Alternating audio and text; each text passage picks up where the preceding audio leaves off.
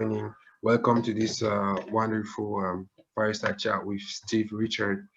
We are actually co-organizing in partnership with Startup Grind Bhubaneswar in India and Startup Grind Kajiado in Kenya. I reached out to them to co-organize this event because I was running out of time, and also I wanted more people to be impacted by Steve's message today.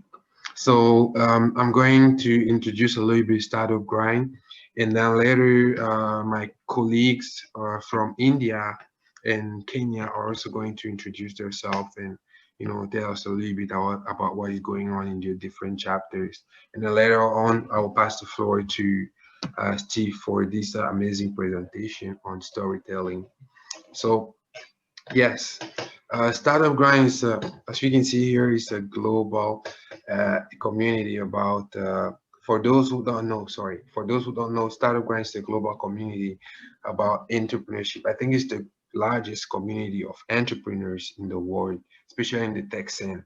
And Startup Grind is 3.5 million entrepreneurs with more than 600 chapters all around the world, and we are present in 125 different countries. Our motto is give first. Our values are give first, make friends, help others. We believe in making friends, not contacts. We believe in giving to others and not taking. Anyway, myself, I believe in giving first before taking anything else. And also, we believe in helping others before helping ourselves. And last month, we had, not last month, last April, in April 2020, it was our last event. We had Joan Fao, who is the co-founder and chairman of GetLinks and the chairman of Adaptivity. GetLinks is the first company that was actually invested by Alibaba in Southwest Asia. They're doing almost the same thing like LinkedIn, but I think it's much more used in India, Thailand, Indonesia, and Vietnam. Yeah, but we already, like, so far our chapter has already organized two events. Um, this one, it was like before Corona. It was in December 2019. We were organizing this in our school.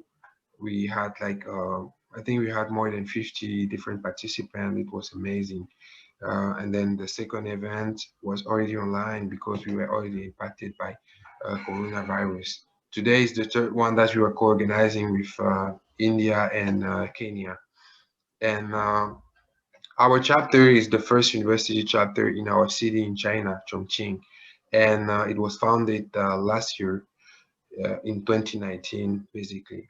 So we have three partners, Shirtback, they're our sponsor for the t-shirt, for our team's t-shirt. You and Kofi, they were really helpful by providing us some amazing coffee during our first event. We are still in partnership. Hopefully, after COVID, we can still organize so many live events. And Chongqing CBI, Chongqing Bright Idea, is also one of our partners.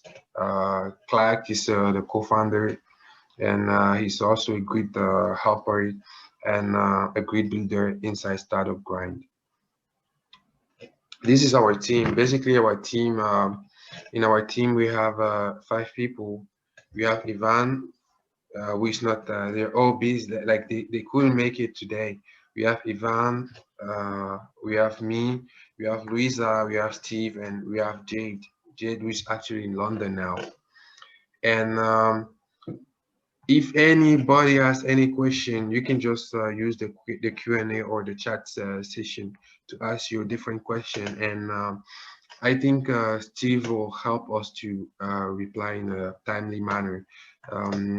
Maybe at the end of his presentation, because he's going to be doing like a very long presentation. At the end, you have the Q&A, and you can write down your questions, and at the end, you will be able to ask it to him. Um, For those who are joining from China, this is our on the left you have our uh, official account, Startup Grand Chongqing official account, and on the right you have our group chat. You have our group chat. Feel free to scan any of them to keep in touch with us. And I'm going to pass the floor to Startup Grind uh, Bhubaneswar. I think Arsh, can you have a word for your chapter? Sure. Thank you for inviting us, Ivan. Do you Thank you, need Steve, to? for... Sorry to cut you. Do you have any slide that you need to share Oh, with oh us? no, no, I don't have any slides prepared. Okay, I'll okay. just be speaking a bit about our community. So, as Ivan said, we are the city chapter of Startup Grind in Bhubaneswar, which is the capital city of the coastal state of Odisha, and that's in India. And we have been active for about 3 months, almost 3 months, and we have had until now five events, 5 to 6 events. This is the sixth event, Wow. basically. So yeah, like we also have been looking to get back to like school and have live events, but this is the most we can do. And as Ivan was talking about Startup Grind, the world's largest community of startups, founders, innovators, and the entrepreneurs. And yes, I definitely agree with what Ivan said. We look forward to giving more than taking. We usually look for more helping because our primary motto is to build the ecosystem. We don't actually have any profit from doing this. It's for the community, and we love to give more than to take. And yeah, so I'm gonna uh, type type the link of our community. Oh, sorry. Yeah. Okay. So yeah, I just sent the link for our community on the chat, and yes, please do like join our community, and we have some exciting events planned, and yeah, we hope to see you there. Thank you. I think Celestine is Celestine, the startup grant director for the Kajiado chapter, is not available right now. So I think I'm just going to give the floor to Steve. He will introduce himself and give us the this amazing presentation that we are all waiting for. Steve, the floor is yours. Thank you very much, Harsh. Thank you very much, Ivan. And welcome to a little story for everyone. So I'm going to hope you can all hear in the spirit of the values of Startup Grind. In order to give first, I'm not just going to do a presentation. I'm intending to teach. I'm intending to do it as something you can learn. So in very much, I will be sharing my screen and using it much like a lecture as much as a webinar, where you can follow it. And because Ivan is recording it, you can go back and check. So I know English isn't always everyone's first language. If I go too fast, I apologize. If I'm not clear, please put another question in the chat or the Q&A. I will be, as long as you want, at the end of the presentation to try and answer them. So if you do share the questions, you might remind someone else that they have a similar question. So please just add the question in. The way I'm going to talk about storytelling in three parts. The first thing I'm going to do is I'm going to talk about my story. I'm going to talk about the storyteller, and you'll understand where I've come from, my experience, but why I'm now here in front of you teaching a little bit of storytelling. Then I'm going to talk about why storytelling works and why it's more important now than ever because of the impact of social media on all traditional marketing. And then I will talk, finally, as the third part of the story of stories, I will talk much more about how I approach teaching better storytelling for startups and small businesses, which is my focus. So 3 parts of the story. I'm going to try and get it done in about 45 minutes to an hour at most. But I will, like I said, if you have questions, I'm happy to stay around. So I'm just going to go straight in, and we'll join. I'll join you again at the end with questions. Right. So this will stop your screen sharing, Ivan, which I think is okay. And right, can we all see that? If you give me a thumbs up, Ivan, if you can see that. Okay. Yes, we can see that. Okay, great. So it's really interesting that storytelling is the oldest method of communication there is, and it's now the best way to connect to customers. Oh, something's not, there we go. So I think we all struggle. We all have some frustrations, and more than anything else, I think what we struggle with in marketing terms is the perennial issue of getting new customers. And you're either struggling because your business is stalled, you're not sure why it isn't selling, there's so much marketing noise, and it's a constant struggle. You get past your startup, you get past the pandemic, and now what do I do? So it's kind of the reason for this is it's a bit of a good news and it's a bad news. Part of the good news is there's never been a better time to start and market a business, never. And the reason for that is that there are more ways of reaching customers than there have ever been before, and they're all something you kind of know anyway. Business is run by people, and people use social media, and those channels allow you to get to new customers, and it's at the lowest cost that it's ever been. In the history of marketing, it's never been as cost effective to reach new customers as it is today. And that's why it's a good news. But the bad news is, and believe it or not, for exactly the same reasons, it's never been harder, because it's so many people can do it. It's just so much noise out there. There's so much clutter. You have to break through. So for the very reason it's the best time, it's also the worst time. And not only is that a bad news, you kind of think, well, what do I do? Well, the good news is there are ways to get through it. You can break through clutter and you can get new customers.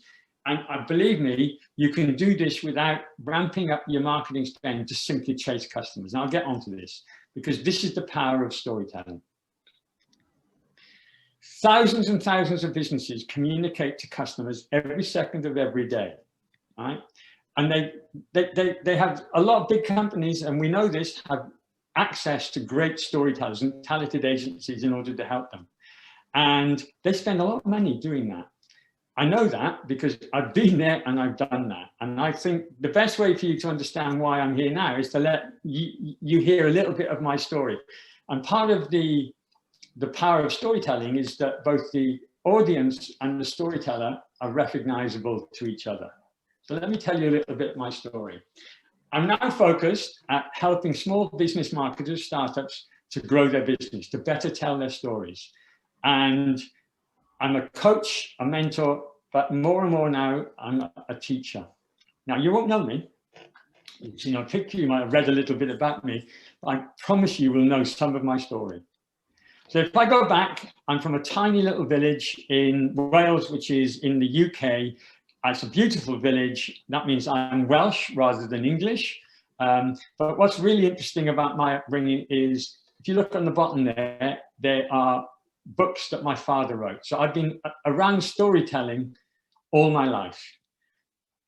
I've always wanted to be a teacher.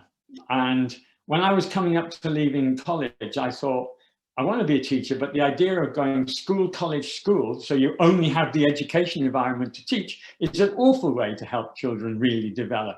So instead of becoming a teacher straight away, I went and ran charity holidays to take underprivileged children, that's me on the bottom there, into the countryside for the first time. So after that, I decided to go and retail. That's not me. That is McDonald's. That was one of the first McDonald's restaurants in the UK. And I was in retail for a couple of years, and I learned a lot about face-to-face selling and quite a bit. But then I then went into the world of branding and advertising. I was very lucky. I started in Mayfair in London.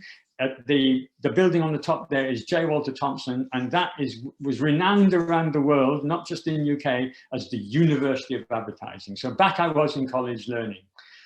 And ever since then, I've been helping tell stories for brands for decades. Now, these brands you will have heard of, from Procter to RB, to Unilever, to Nestle, to all these fantastic FMCG consumer products, to these complicated tech conglomerates that you all use and know, to these fantastic brands that are global and complicated and all needing to tell their stories, to some local brands and some smaller businesses.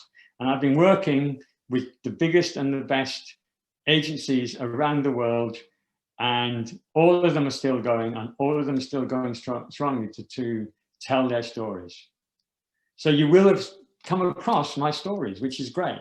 And that's because I have what you say, I'm a global citizen.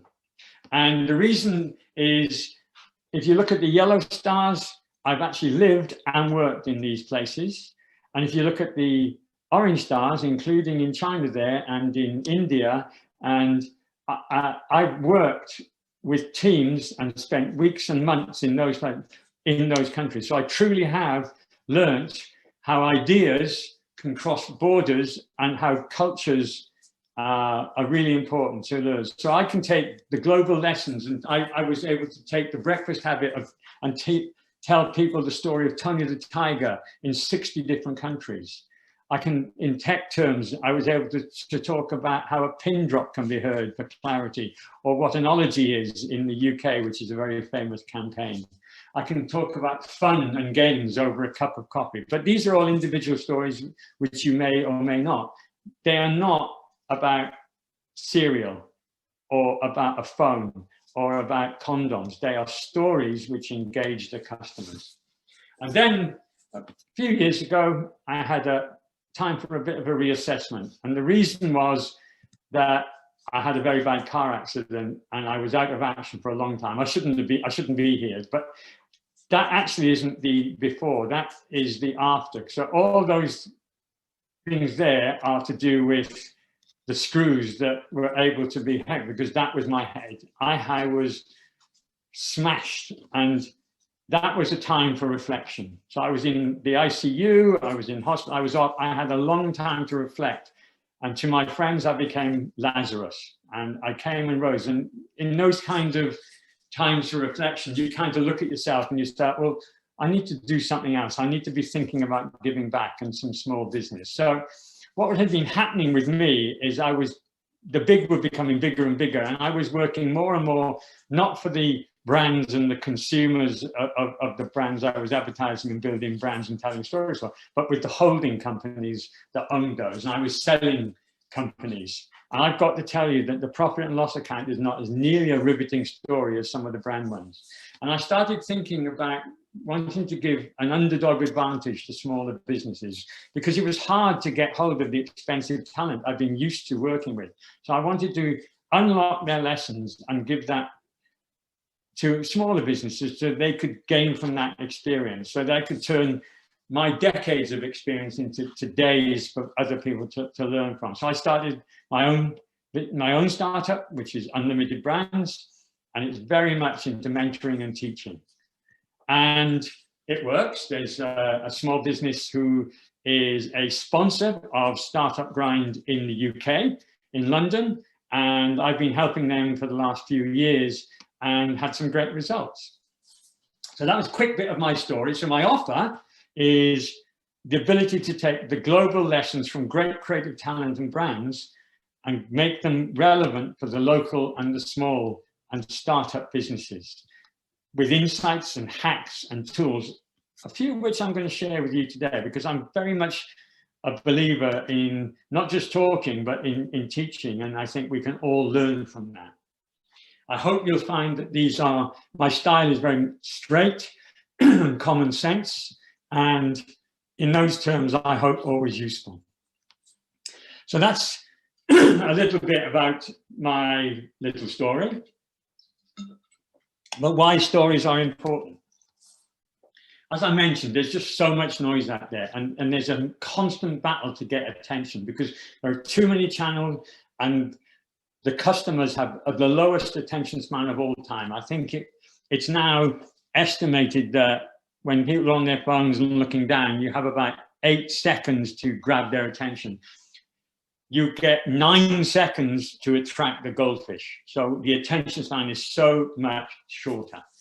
And not only that, is there so much more choice that is grabbing that attention. So you need to break through. In order to break through, you have to make a strong connection to your audience, to your customers. And to do that, you need to be able to stand out. You need emotional connections if you're going to engage, because you need to interest them. You need to recognize their pain points, to see the promise of the pleasure you can lead them to. And you can only do that if you understand the customer. And it's not just enough to think you understand, you have to go really deep and have a deep knowledge of them. You need to be able to join the conversations they're already having in their head, or the conversations, if you're business to business, that they're having around the kitchen at work. What are their conversations? And to do that, you need to be able to clearly identify a context for the connection between you, your business, and them and their business. Once you get that connection, once you get that understanding, you can start to craft the benefits into stories that elicit the action you want them to take. Now, that may be just to simply press a link underneath, it may be to give you a call, it may be to buy. Because the first and most important thing that your story that you need to shape is you need to stop them in their tracks. You need to get through that attention deficit. You need to show quickly they recognize their pain or the promise of pleasure. And to do that, a business needs to have human empathy to their business. So this is a human empathy need, and therefore we talk a lot about human brands.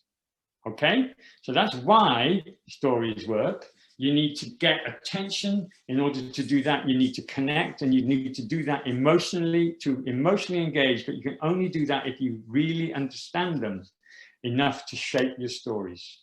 It is a stepped process. Okay, I hope this is all making sense. The attention, the thing at the very top that stops them getting anywhere near the top of your funnel, is a huge problem. And there's more money wasted trying to solve that than on any other part of marketing. And yet the solution lies not in what you spend, but in what you say. It's what you say that counts, okay? But in order to connect and engage, that's the power of storytelling.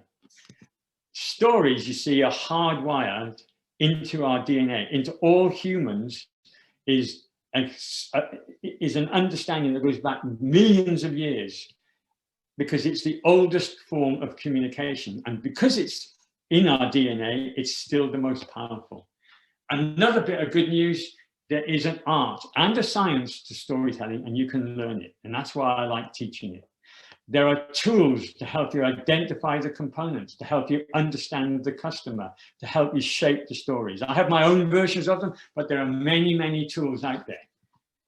And when you do that, you can win the new customers that stay around. So this is a quote from a cognitive psychologist. I think this is really interesting. Storytelling is 22 times more powerful at communicating a fact. So if you put a fact inside the story, it's 22 times more powerful at making people remember it than simply telling someone that same fact. A story is much more powerful because our brains are hardwired. So if you see something that is scary, or you see something that is interesting, your brain, in terms of understanding that story, interprets it through the emotional connection. So you know, that top left-hand picture there of the cave painting, that is 35,000 years old. People didn't write books. People didn't even speak a lot of the languages now that are now common across the world. So stories have been told. The myths and the legends transcend borders. They transcend generations. We tell stories in order to educate. We tell stories in order to engage. Before marketing, and ever since we're born, parents teach their children through the power of storytelling. Because when you get the story right, you can make sense of a product that's hard to follow or a service. You can make your customers emotionally engaged, to react positively, to want more, but it also makes you the money because you can grab the new customers.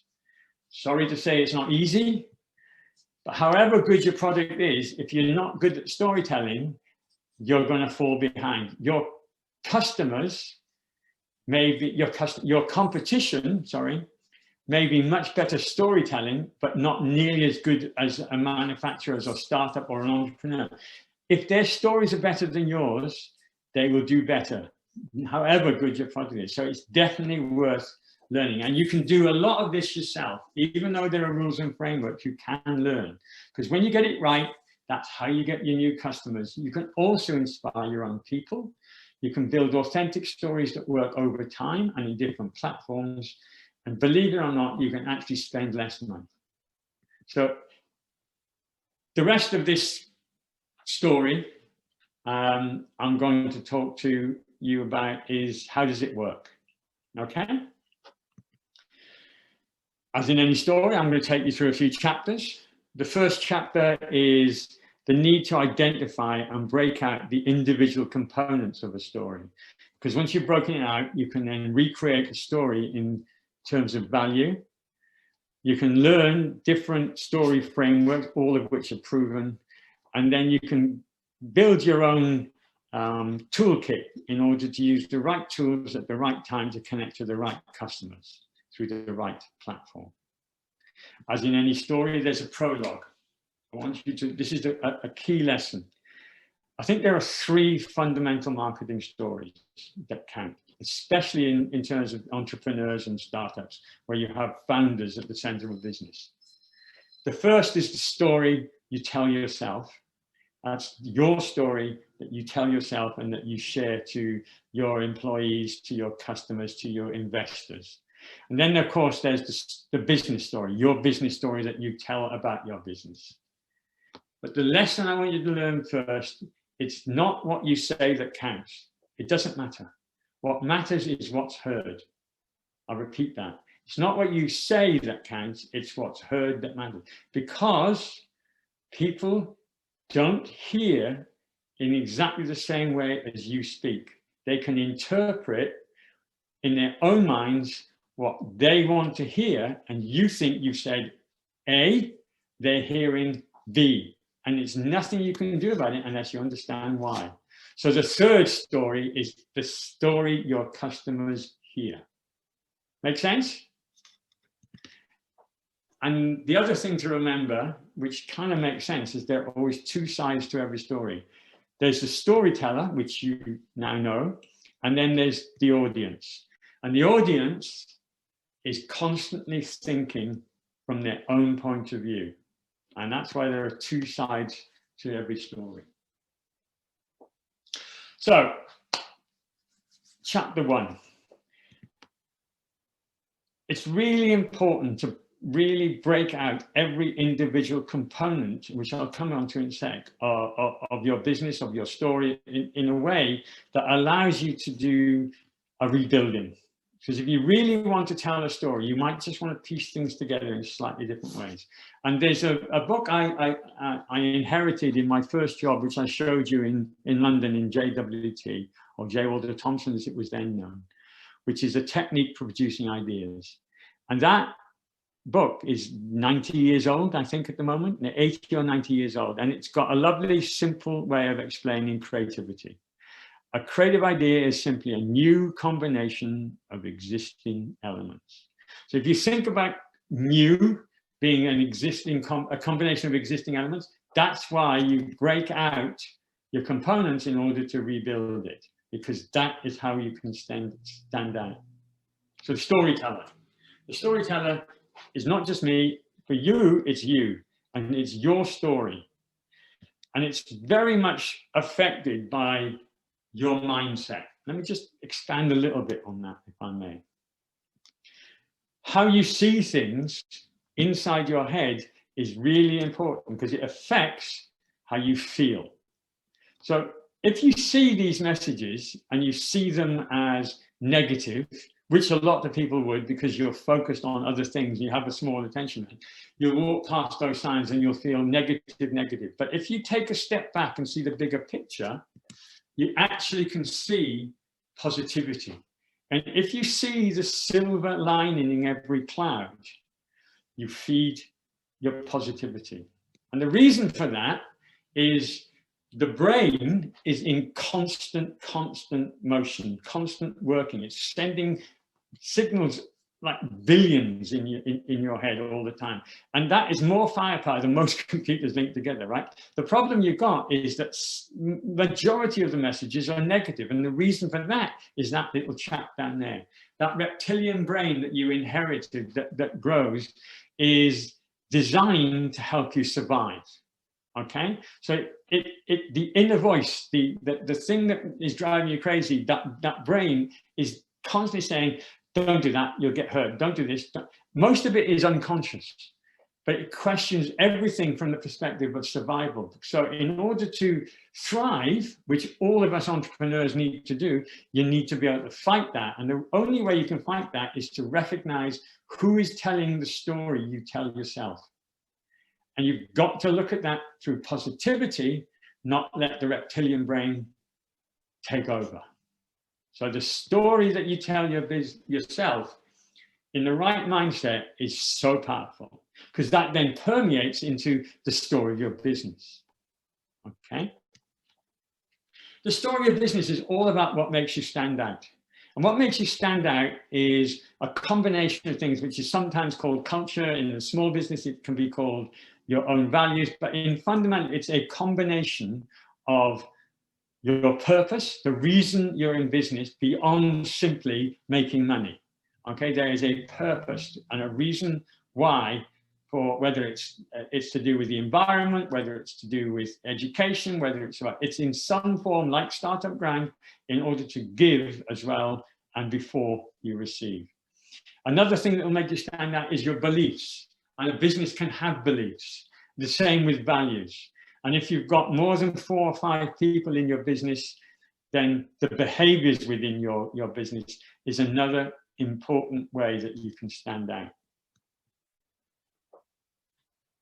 Alternatively, of course, the thing that makes you stand out is the thing you offer and how you deliver that. And I use a very basic story framework to drag that out, which I adapted from my time in Wolf Holdings. So if you think of a business in terms of those elements that are externally facing and those which are internal and hidden away, and there are things that are soft, which are relatively easy to change and adapt, and then things that are hard, which are pretty fixed. And what that kind of means is that you have your image and your culture on the right-hand side and your offer and your capabilities. So you can see your external, the way you look externally is how you present yourself, and internally it's how you behave. Externally, in terms of your offer, it's what is it like to deal with us? What am I going to get from that relationship? And internally, it's your capabilities, what you're really good at. And for every business, these can differ. From, in marketing terms, too many companies spend too little time thinking, oh, marketing is in the top right-hand side. No, marketing is everywhere. But the image and the brand and the identity is clearly external, and you can change a lot of that. But in terms of your offer, it's much more fixed. And equally in terms of capabilities and culture. So those when you combine, and this is clearly an exercise that takes a lot longer than 5 minutes to explain. I apologize if it's got to go too quickly, but I'm trying to bring this all together for you in a way. But one way to bring it to life is to give you an example, which I hope you're all aware of. And I think IKEA is a good example. So if I take the same 4 elements,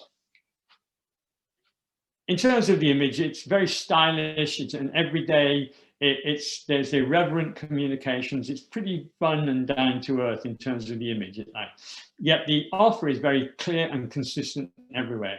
Stylish products, stylish design, low prices for everyone, everywhere, making it really easy access to identify and get what you want. Big stores, lots of car park and the way to do it. The capabilities to do that are therefore the ability to do flat packs, with the big out-of-towner, mostly done through self-service. We understand that capability, and that helps clearly with the low prices. And then there's a clear, strong culture within IKEA. So if you understood that in terms of your basic story framework, the story of IKEA is one of democratizing design. You take the cost out, yet keep the style in. It's therefore a fun experience of discovery, staying true to beliefs without compromise. It's the same everywhere. So that basic story framework allows you to create the story of IKEA that crosses the boundaries everywhere. Okay?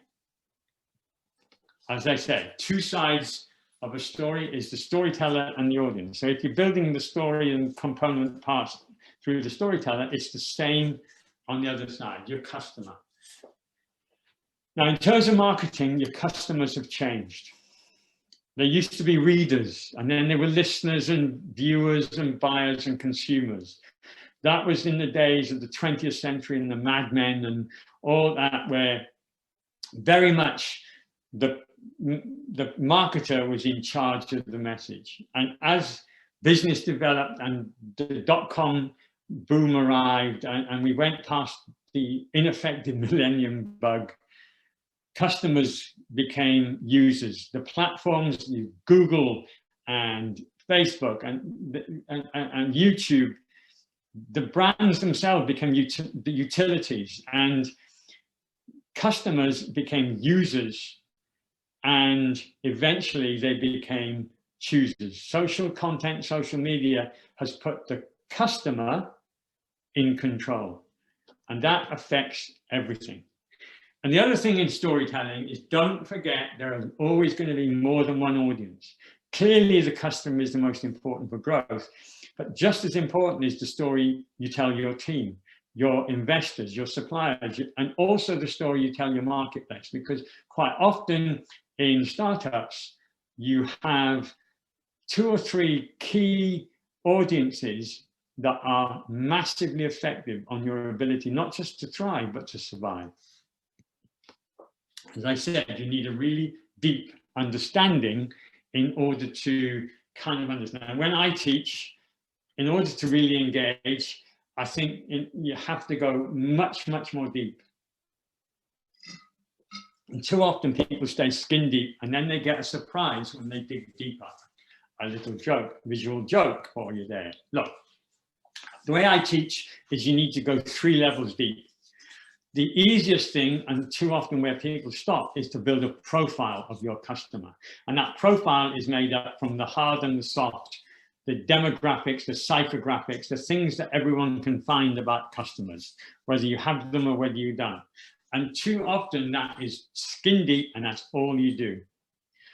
The next level is to turn that profile into a persona. You need to start remembering that we are trying to have a conversation, which means we're trying to humanize it. What I then go through is then you have to really understand their needs, their dreams, the challenges that they are facing, and what their emotions are now and what they would be. You need to really understand in that depth, and you need to personify them. And when you got to that stage of creating a persona, the interesting thing then is that you have more than one customer, because when you really understand them, you may have 2 or 3 core customers, some of which will become longer term, higher spenders, and some of them will be just influencers who will bring more people. And you need to understand their differences. And in order to do that, you need to come right down one more level deep to try and form a personality. Because if you're going to have a conversation, like a human to human conversation, you need to really understand that personality. And that's what they believe, how they talk, who they follow, and those things that you never knew existed, those things that is, my God, if I'd only known that a year ago, I could have done this, and you'll always find them. You need to drag all this out in order to build up the components of your customer in order to tell both sides of a story as human to human, so that instead of selling, you're having a conversation. Okay? So that is chapter 1. I hope that all makes sense. Let me quickly get into the next chapter so that I can't see if you're asking questions. I'm sure Ivan will stop me if I need to be stopped, but I'm going to carry on, so don't worry. The next chapter is you need to identify what you've understood and you need to start matching it. There's a matchmaking process. You need to matchmake the process of your customers' wants and needs, and they're not always the same. And what a customer needs is rarely what the customer wants. So you need to be able to interpret what they need and give them what they want, because in terms of storytelling, the promise of a great story is usually to connect to the conversations they're really having. No one always recognizes what they need, but they're really going to be clear in terms of what they want. But that's the delivery issue, not a story issue. You want to match them to your benefit. Now, clearly, what you're talking about in business terms is creating a good value proposition. But to me, the value proposition is really simple. If you've got all your components broken out, so all your benefits and all their needs and wants, you're trying to match them in a way that where only you, your business, or your team can uniquely meet those needs. That's how you stand out. It can be a very, very small difference, and that's okay. As long as you can stand behind something that makes you stand out, you will succeed in your stories more than you would if you just kind of half got it right. In order to make sure that you communicate your value proposition and your offer really, really strongly, you have to have authenticity. And you'll hear a lot and read a lot about in marketing communication terms about having an authentic voice and keeping it consistent. The way I teach it is very straightforward, is you need to create your own authenticity filter before you start. Why you say something, what you say, who you're saying it to, an appropriate tone of voice.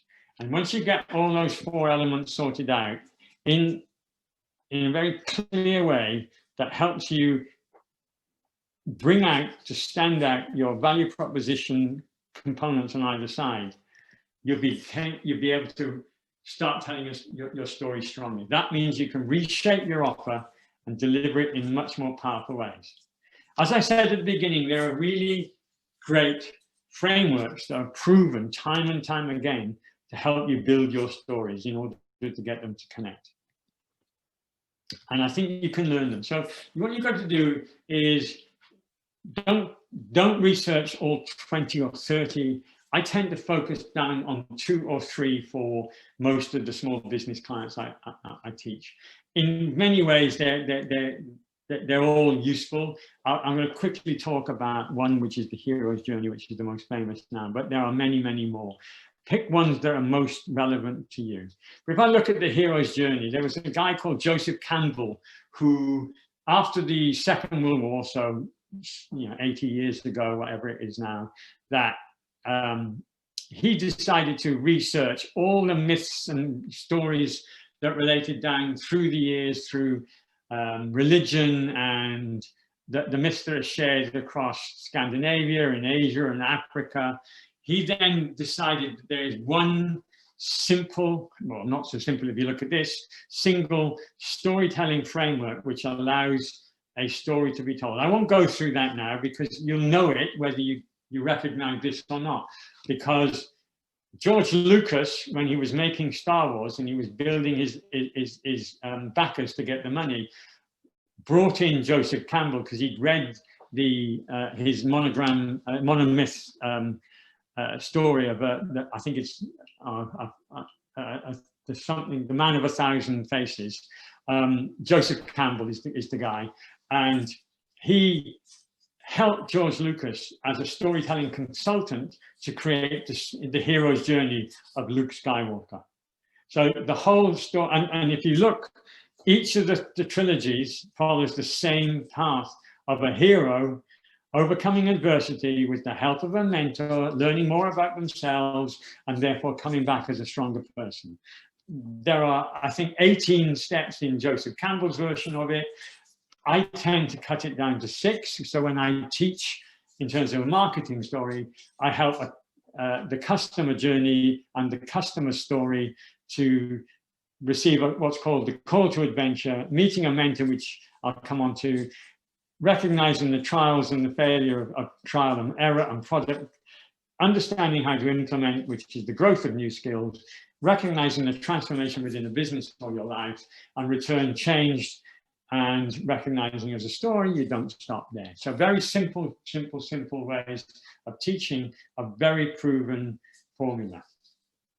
And I think the key thing to remember for you guys, all of it is, and this is the hardest thing, is to know your role. You're not the hero. It's not your story. Even though you're telling it, the story is the customer's story. Your role, not the hero, it's the mentor. You are Yoda. So therefore, your stories are not about your features. Your stories are not about how much amazing work you've done today. Very good, perhaps, for your investors, but for customers, no. It's not even about how fantastic your fantastic service or product is. It's only about connecting to your customer through the explaining how storytelling, through storytelling, what the benefits for them are. That's it. Simple. Not about features, not about what you are doing. And if you go and look at your websites, at your offers, where you're getting it wrong is you're going to be using terms like I and we do. And the focus is a really simple one to shift. And recognizing these days, because of the clutter, it used to be 2 or 3 touch points that you used to tell these stories. Now there are minimum 8 or 9, and the whole concept of a funnel and how you do that is really important, but you've got to adapt your stories based on that learning at the same time. And once you can adapt them, you can start to create the stories. You've got the framework, you know what you're going to say. Clearly then you get into the key parts of how you tell your stories. And there are lots and lots of great tools to help you tell that. And as we are going to be ending my 45 minutes in about 5-10 minutes, I want to just keep these relatively simple in terms of how I take you through that. I probably have 20 tools, and I'm going to go through 3 or 4, but I'm going to reveal 6 or 7 now, the key ones. The key, as I've said in the past, is that if you meet someone in a restaurant, in a party, it's really quick that you make a judgment as a human about whether you believe someone. It's the same with marketing storytelling. Do you believe what these people are saying? Are they authentic? You have to remember that, and I told you about the authenticity filter. However hard your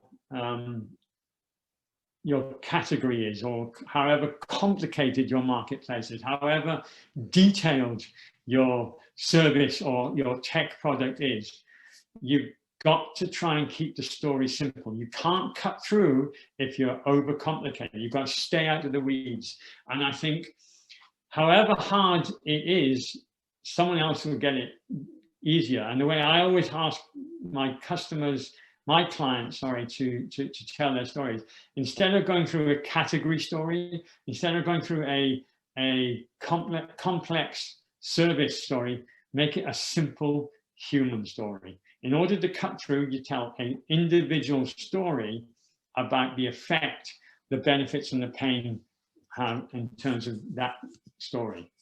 Now, if you've got your story and you're ready to start shaping it, like anything in life, if you get a checklist and start planning, it will help, because your story is going to have different versions for different customers through the different platforms, and they're at different stages of their journey. So you can't have one story to fit them all. You have to adapt.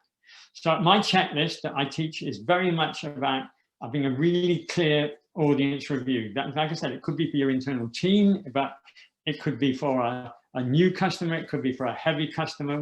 Who is that review? What have you learned? If you've done your homework, you should be able to identify that context for connection. That is such an important concept. Why will they listen? What is that context for connection? What is the empathy that you're going to demonstrate? If you're doing the hero story, you want to make sure you understand how to replicate the hero character. And in other storytelling frameworks, that character might be you. If you're selling a specific service that you represent, that you've learned, you can tell that story yourself. Who is the character? The hero character can be an issue within a business or a category. It doesn't necessarily have to be a person, but the story is still a personal story. You've clearly identified the challenge that they're desperate to overcome. It could be they want all their information secure. You've also done the homework. What is the resolution? How do they feel as a human if they, or what do they want to feel if they overcame that challenge? What is the resolution going to feel like? And then you create a hook to bring them in, to stop them in their tracks, and a clear close where you make the offer and a simple action. That story checklist works in every story you want. And I've already mentioned this, so let me quickly look. So in general, I think in storytelling, and marketing storytelling is no different. There are two fundamental emotions involved. There's pain, which could be frustration, it could be sadness, it could be longing, or there's pleasure, which is happiness, the feeling it comes from love. And we all know these. And in my opinion, and more so now than ever with this very odd 2020, in my opinion, people run faster from pain than they will towards pleasure. And that allows me to start looking about what emotion, what empathy am I going to be showing for the hooks that bring in people through my story versus those that go into making the call to action. So the hook is that thing that grabs attention, and there's hours of trying to explain this, and you can easily find great work on good hooks for your category. I always ask people to, if you ever have been caught by a good hook yourself in terms of an ad or a message or a visual, write it down and work out why it applied to you. You're looking to get them stopping that scrolling. You've got your 8 or 9 seconds to get them into an action, which may be just to click and read the whole story. It can only work if it reflects your, what I say, you know your customer, the KYC 3-level deep understanding I've already done. And I would recommend in hooks, you connect via fear of the negative emotion, so that the empathy is, yes, I feel like that too. And then a close, you can make your offer. It's not always selling. Your stories are about building. You're there to serve, you're there to help, you're there to connect emotionally. But you only will make it work if you have a very simple, clear call to action. One action, one link, one call. Don't offer them 6 different emails with 6 different platforms. Make it simple. It's got to be a single-minded connection. And again, if you've caught them because you want them to avoid the pain, your offer is the example that is the promise of a positive emotion. You give them the path to pleasure, the hook and the close.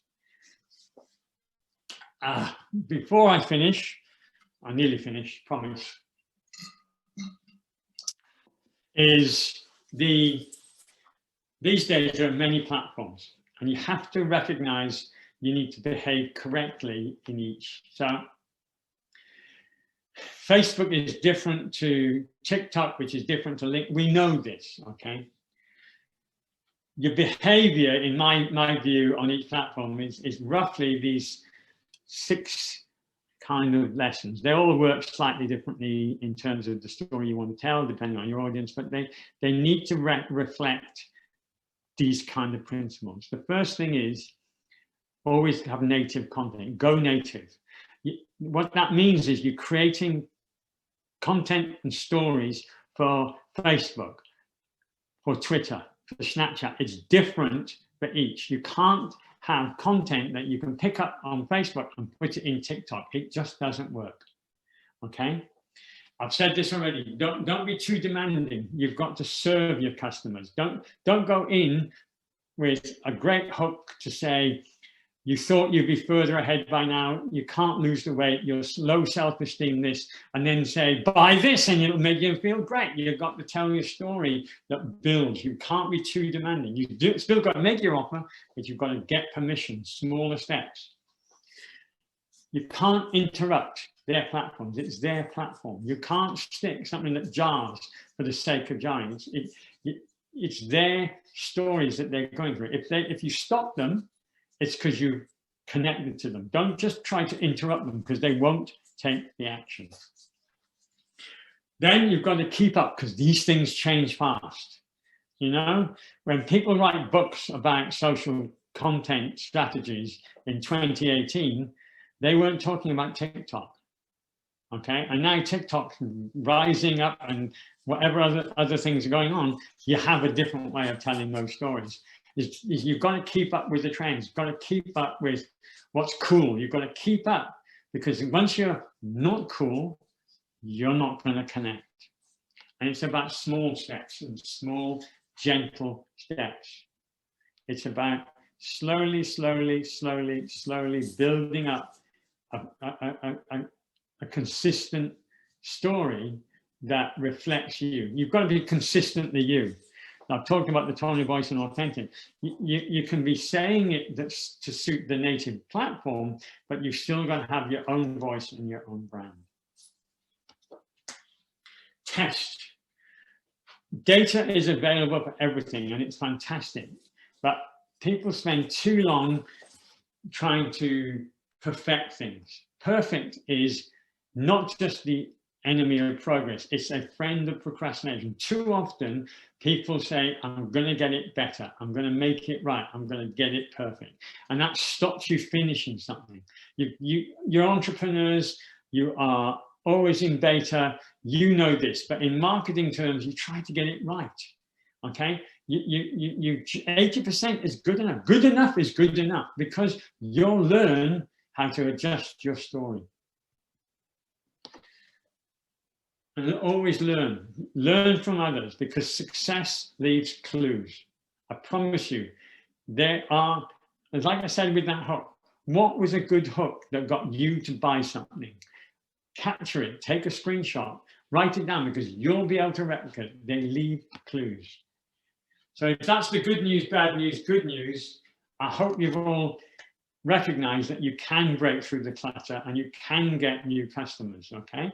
Because without ramping up the marketing spend, you can actually learn to tell your story effectively for free. It's free on Facebook.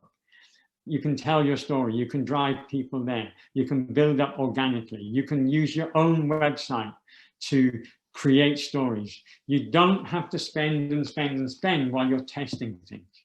You can work out how to do it. That is about 45 minutes to an hour, nearly.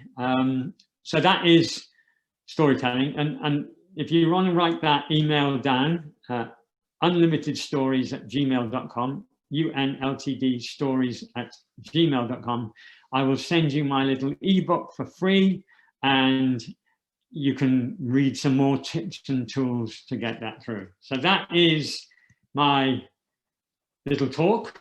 And remember that I hope this talk had a good positive effect on you and that you are on the right-hand side of this picture, not the left-hand side of this picture. But I won't know until I stop sharing my screen, and therefore I'll get into a Q&A. So I'm now going to stop my share and see if there's anyone else still listening, because I can't tell. Ah, yes, there's still a few people. How good. So there you go. I can't hear you, Ivan, if you're talking. Yeah, it's okay now. Thanks once again to Steve for sharing with us all your knowledge when it comes to storytelling. It was really an amazing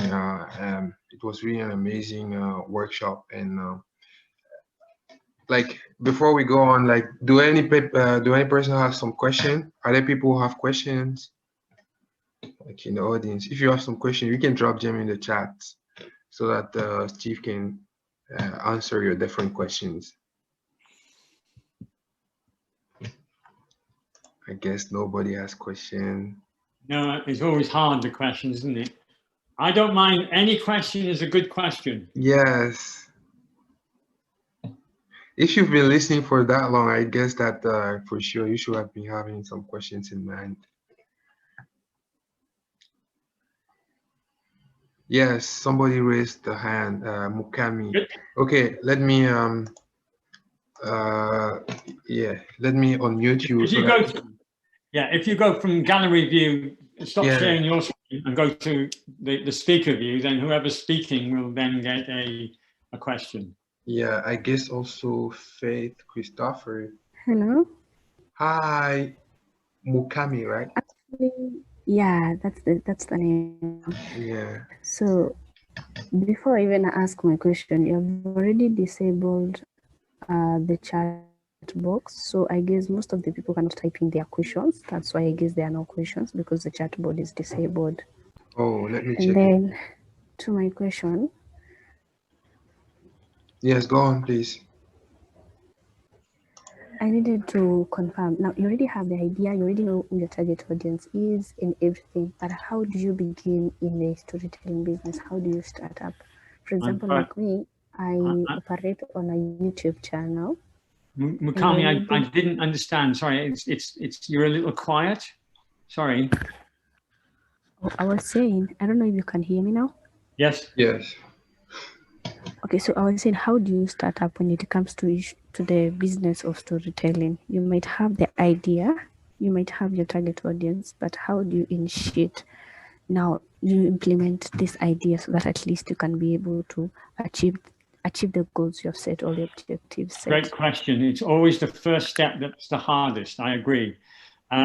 So if you follow the 4 chapters, the clear thing is that you need to really do a lot of homework, as I've said. So you probably are faced with quite a lot of benefits of your product, and you're faced with quite a lot of needs from your client in that value proposition. So the best way to start is to identify your most important type of customer and what you think their biggest problem is, their single biggest problem, and how you uniquely can help them, not like anyone else. So it's to just try and identify one context for connection. So I talked about that context for connection. So if your context, let's say you are you're trying to sell a service, which is, you're trying to help people with health and wellness and fitness, and you have a program of meditation, exercise, and diet. And you know out there that your target, and you've identified them as are females between the age of 20 and 30. You know they are usually married, that they are stuck in an office, and you have all those needs. But you identify the most important one is that they have low self-esteem. So it isn't that they haven't got a good diet or they haven't got a chance to exercise. They feel so badly about themselves. And the reason for that is clearly to do with how they look and how they feel. But they are thinking that they don't want to go out, they don't want to buy clothes.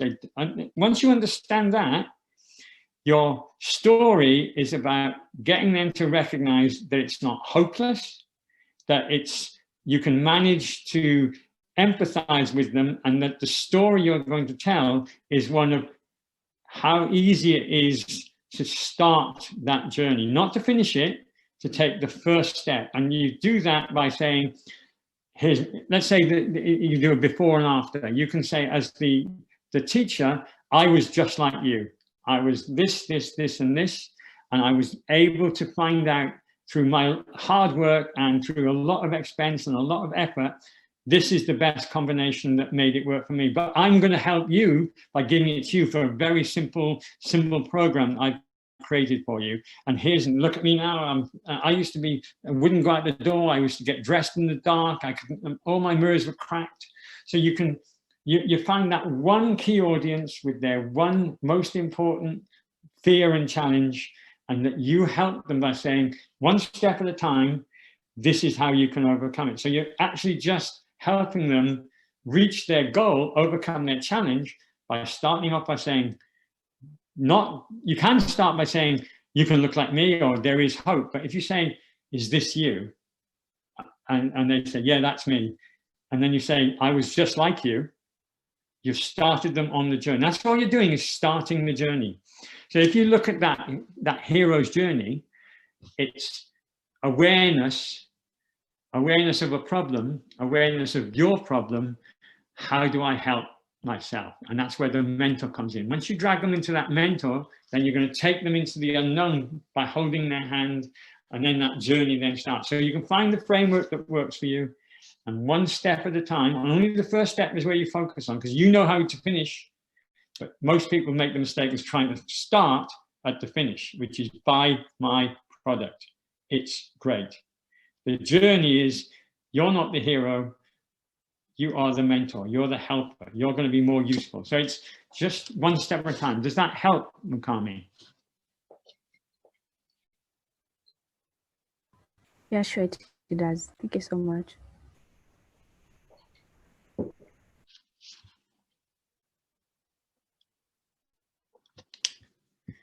I've got more Q&As in here.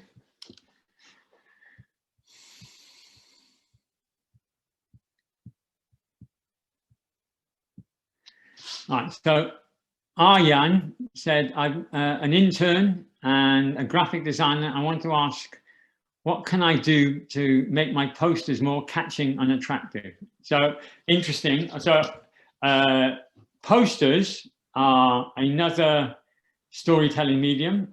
You are unlikely to tell a whole story in a single poster. So again, come down to who the target audience is, who do you want to affect by the poster, and then what do you want them to do? Have a really simple, clear call to action or an action you want them to take. They can't do everything. And then you've got to decide, is it a pain or a pleasure? Are you going to get them to take action because they want to get away from something, or do they want to come towards something? So your visual will be opening up the possibility that the action takes them on the start of a journey. Now, for posters, it's really hard to measure whether they instantly go and do something. You know, you may have a QR code and all the rest of it so you can measure it, but in truth, it's what the human reaction to the visual and the message is. So on a poster, you usually have 6 words that count, and a visual and a call to action. So in many terms, it's run from this, come to this, whatever form that is. And the human emotion story is often then delivered through a striking emotive visual. So, you know, I'll take my example of the low self-esteem of that person. So if you think of the pain mirror could be a cracked mirror. You know, you don't want to look at yourself in the mirror. It could be a very dim light bulb and a wardrobe. So do you get dressed in the dark? I hope that helps, Aryan. And then another attendee says, how do we make a better brand of ourselves so that we can become a better storyteller? As I would assume, a normal person may not be able to track a lot of people unless they're well known. Correct if I'm wrong, and thank you. Right, thank you for the thank you for your compliment. I appreciate it. Anyone can build an audience because of the platforms that are available, okay?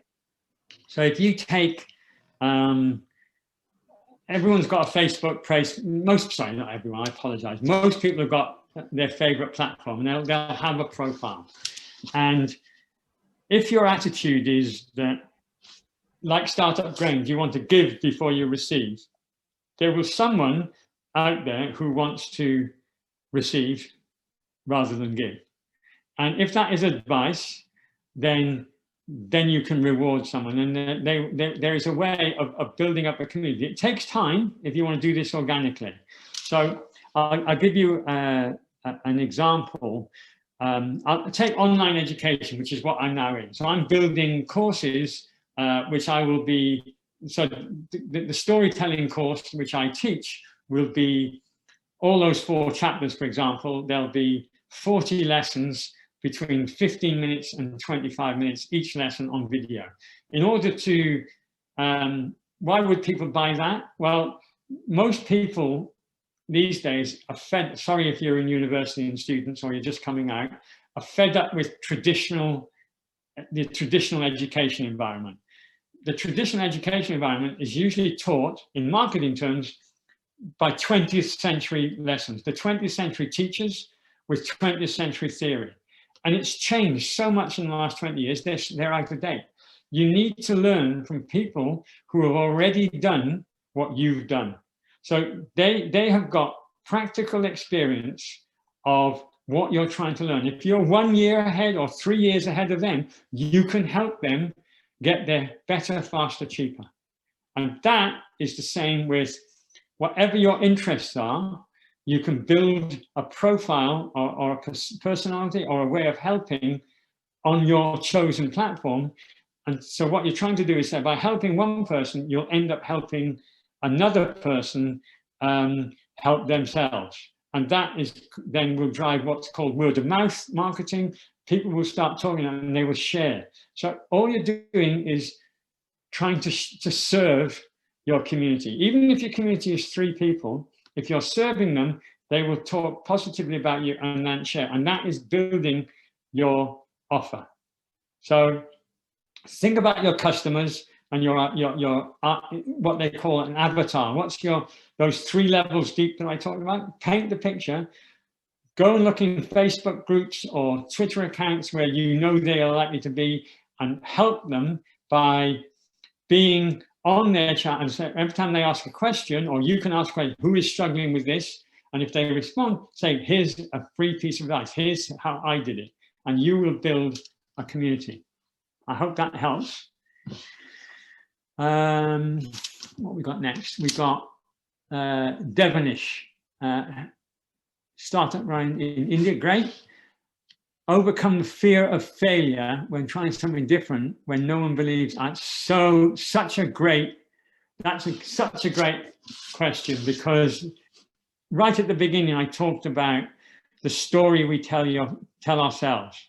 The problem with, if you remember what I said about the inner voice and the brain is constantly telling you to survive, what's actually happening is you're probably asking people advice when they're not qualified to give. So how many times do entrepreneurs ask their family and friends about advice for their own startup business? Do they ask, are they experts in startups? No, they just know you.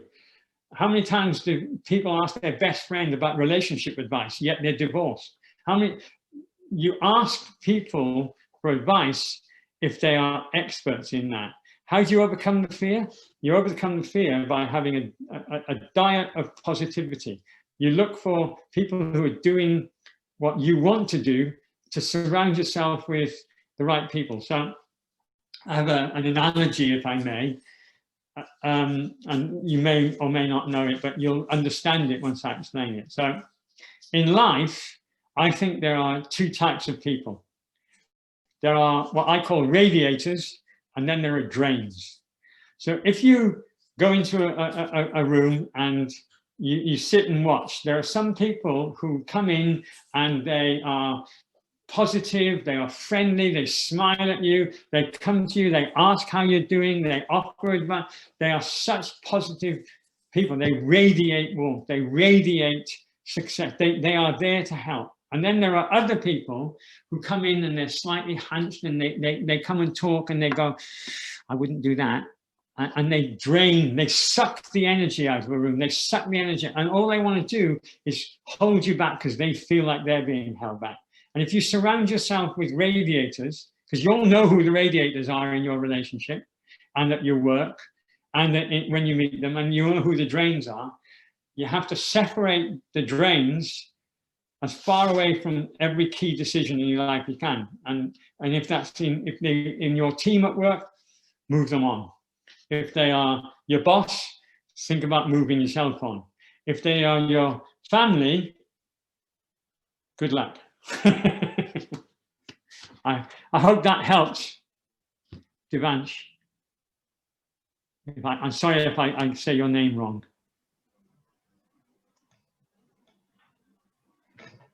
Okay, the next question is, yes, anonymous attendee. Oh, yeah. She says, like, I just joined the class for a few minutes ago. Please, if I want to learn very well about storytelling, what else in terms of resources can you recommend? Now, in terms of the great thing about Marketplace at the moment is all this information is out there. If you want to learn, you can find courses on storytelling, you can find free courses, you can pay courses. I'm going to sell my own courses. I have free resources. I think there are YouTube channels which are specifically there for storytelling. And I think all you have to decide to do is decide what you want to commit to. So if you are, it's the same way as lots of the way you can build your presence and start storytelling, you can do yourself. As I said earlier to one of your colleagues, is you can build your own Facebook brand, your own Facebook community, and you can do that organically. And you can learn through trial and error. You can do that by copying success leads clues. You can then decide, right, I was good at that. Who do these people watch and learn from? And then you can watch with them.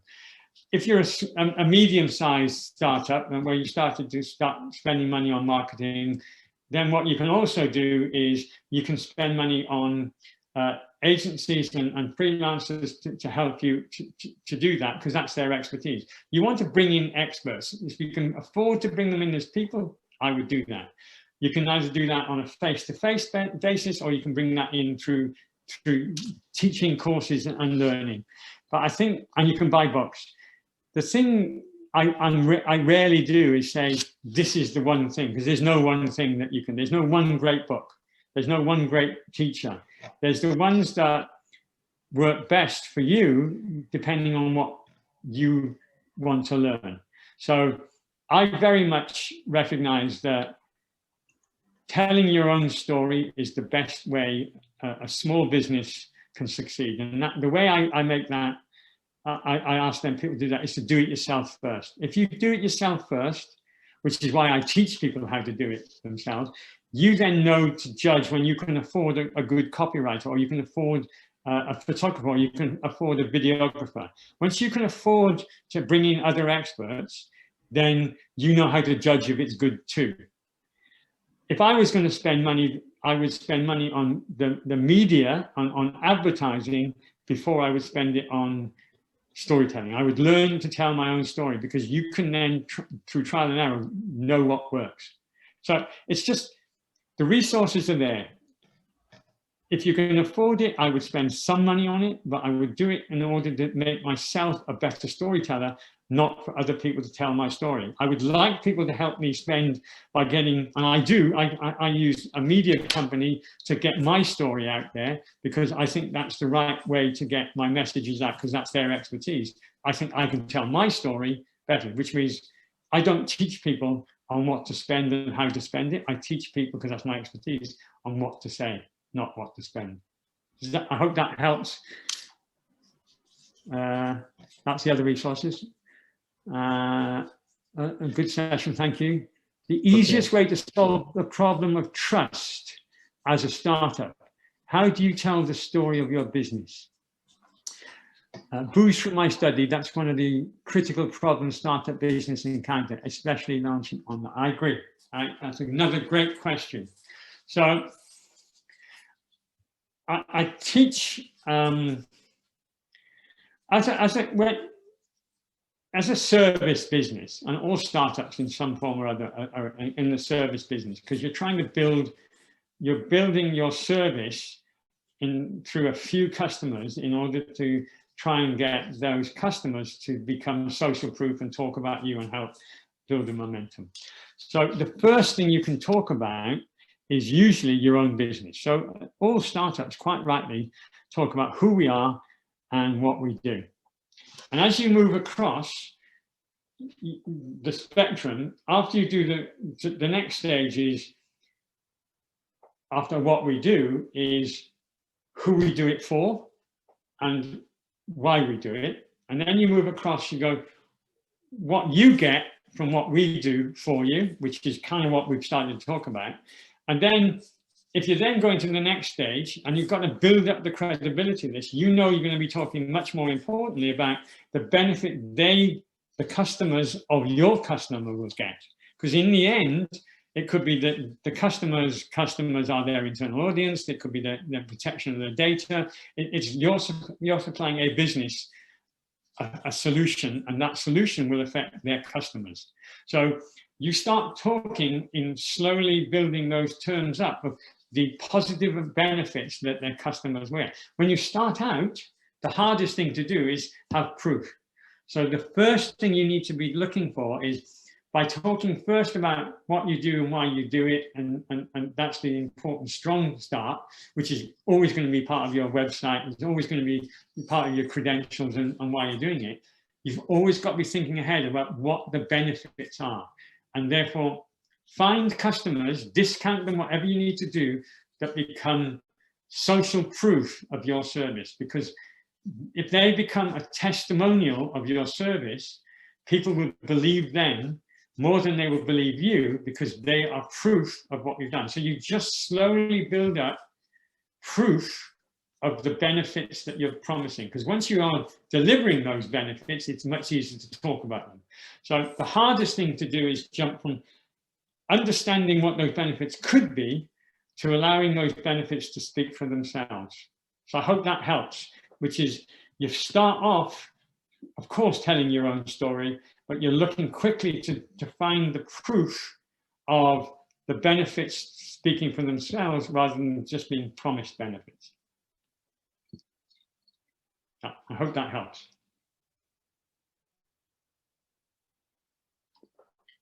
The other part of the one thing that you will always have is, if you remember going back to my culture chart, you will always have your reason why that you're in business. You will always have your values, and you will always have your beliefs and your behaviors. You can talk about those, because those, and if you think about the business story framework, the things that are outwardly facing, the things that all customers will see, they can become part of a story of why they would start to trust you. Once they become customers, that's the next stage, but you can just start to tell your story in terms of a way you can stand out, because that's the reason in the end that you need to move it, is to show your potential customers what makes you special for meeting their needs. Next question, let's say for instance you are marketing for a scale selling company. I'm not sure what scale selling is. Most people buy scales. Is that weighing scales, Ivan, do you think? I'm not sure also. I don't know really. I really don't know what it is. Like okay, I don't know what scale selling. So I guess like we can I guess maybe he's talking about, you know, a particular product. Maybe yeah. If it's something very scales specific, or digital scales, or you know, let's say scale selling. Let's say that you've got a product. So your business story has, go back to the business framework. Forget your image. You've got some hard, on the left-hand side, the hard, there's what is the offer? What is it that people will see? What makes your scales, what makes them interesting? What makes them different? So is it digital? Is it that they are waterproof? Is it that they go to 6 decimal points? You will find out the benefits for those scales, yeah? And then the next part of that is, what are your capabilities? Do you source the product locally? Does that help you stand out? So there are elements in the basic story framework that you can pull out to make you stand out. So how do you start a story? Well, that's how you start the story. To tell the story is you talk to potential customers. You can only understand them when you talk to them, okay? First, you identify them through demographics, psychographics, and you have existing customers, and then you can have a chat to people who like them. But then you get to potential customers. You can do your research, you have complaints, customer service. There are lots of conversations you're already having with customers, whether you know it or not, and you can ask them some really simple questions that then say, well, my customers want digital scales that are waterproof, that are sourced from my country. So rather than importing them or selling them on Amazon to the US because they got better value, you can identify a niche within your own market for those reasons. And that is how you start a story.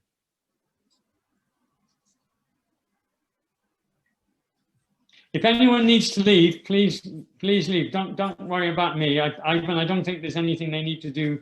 People are asking, I think, if I know I'm talking too much, so don't worry about me. It's okay. But yeah, any more questions? Thanks, Steve, for asking, for answering all those questions. Any more questions in the audience?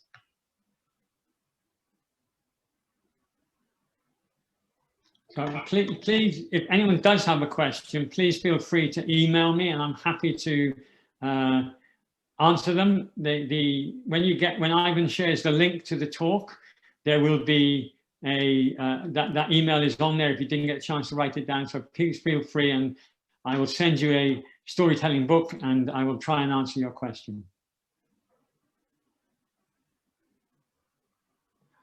Yeah. So for now, I think this is the end of the Q&A session. So if you have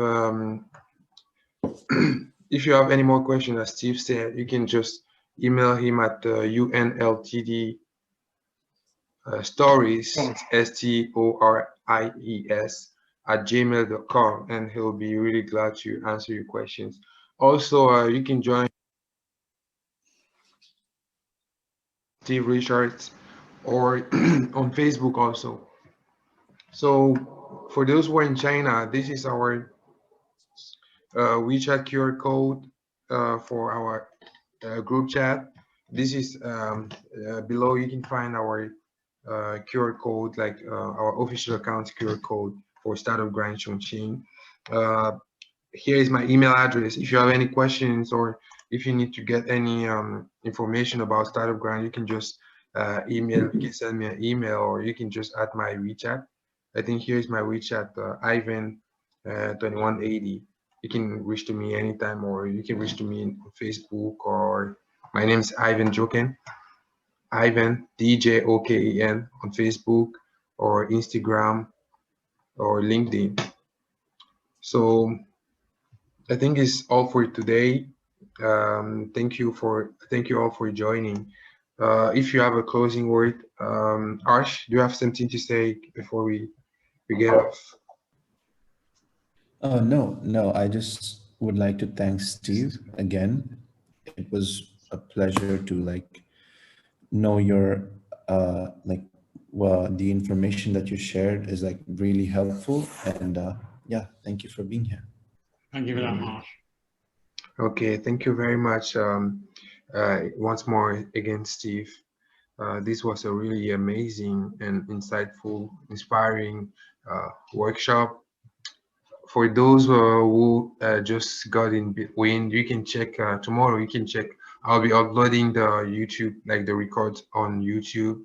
You can check it out tomorrow, by tomorrow, maybe tomorrow during the midday. It will already be on YouTube. You can just check it out and watch again. And as I think Steve, you can find Steve on LinkedIn. You can find him on Facebook. I reached out to him on Facebook. Yeah, So if anyone wants to, again, I thank you, Ivan. The email is the easiest way, and I can then share any link that, if people prefer Facebook, I'll then share how to join. I think you can join the groups and all the rest of it, Ivan. Feel free. Yes, also I forgot to tell you that Steve has an amazing group on for storytelling on Facebook. So you can just, I don't know if I have the link. I don't have the link now, but I will be sharing it in our group. If someone's interested, I'll share the link. Yeah, if you can do it, that would be really great. If you can share the link right now with all our participants. Yeah, that would be great. It's storytelling for small business marketing. The name is Small Business Marketing. Storytelling for small business marketing. Storytelling, the small business marketing. Yeah, so that's all for today. Thank you all for joining. See you soon. For just catch up with us on startupgrind.com/chongqing or startupgrind.com/Bhuba. Sorry, what's the name of your city again, Arch? It's yeah, it's fine. Bhubaneswar. Bhubaneswar, exactly. Yeah. Or Kajiado, Startup Grind Kajiado for our next events. I think they also have their own Facebook pages, right? Yeah. Okay. Thank you. Bye bye, everyone. Bye, everyone. Thank you for listening.